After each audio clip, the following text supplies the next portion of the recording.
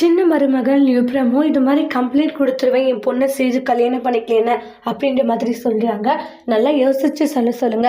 ஏய் போதும் நிப்பாட்டியான்றாங்க. இங்கே பாரு, நீ என்ன சொன்னாலுமே என்னுடைய முடிவு இதே தான் சாவித்திரின்றாங்க. என் பையன் தப்பு பண்ணியிருக்க மாட்டான். எப்படின்னா உங்கள் பையன் தப்பு பண்ணியிருக்க மாட்டான்ட்டு கொஞ்சம் கூட கூச்சமே இல்லாத சொல்கிறீங்க. அன்னைக்கு தப்பு பண்ணும்போது நீங்களும் தானே கூட இருந்தீங்க, பார்த்தீங்கல்ல அப்படின்றாங்க. அப்போ அதெல்லாம் என்னென்ன பொய்யா? ஆமாம் பொய் தான் அப்படின்னு சொல்கிறாங்க. அண்ணே ஒரு தலைவராக இருந்துட்டு நீங்கள் இப்படி பேசுறதே ரொம்ப தப்புன்றாங்க. தப்புன்னு இல்லை, என் பையன் தப்பு பண்ணிட்டான்னு ஃபஸ்ட் டைம் நான் நம்பினதே எனக்கு இன்னும் கஷ்டமாக இருக்குன்றாங்க.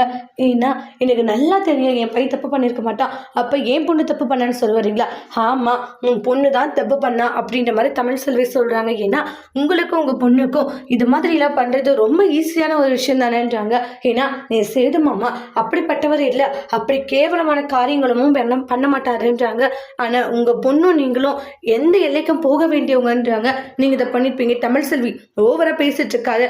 நீ ஒரு பொண்ணு தானே, ஒரு பொண்ணு இருந்துட்டு போய் பேசலாமா?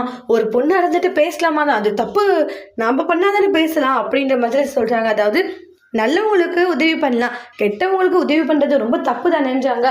நீங்களும் உங்கள் பொண்ணு சேர்ந்துட்டு என்னென்னலாம் கிரிமினல் வேலை பண்ணி என் புருஷனை இப்படி பண்ணிக்கிட்டு இருக்கீங்க.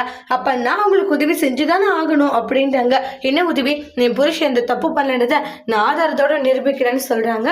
அடுத்து என்னெல்லாம் பரபரப்பான திருப்பங்கள் வரப்போகுதுன்ட்டு வெயிட் பண்ணி பார்க்கலாம். தேங்க்யூ.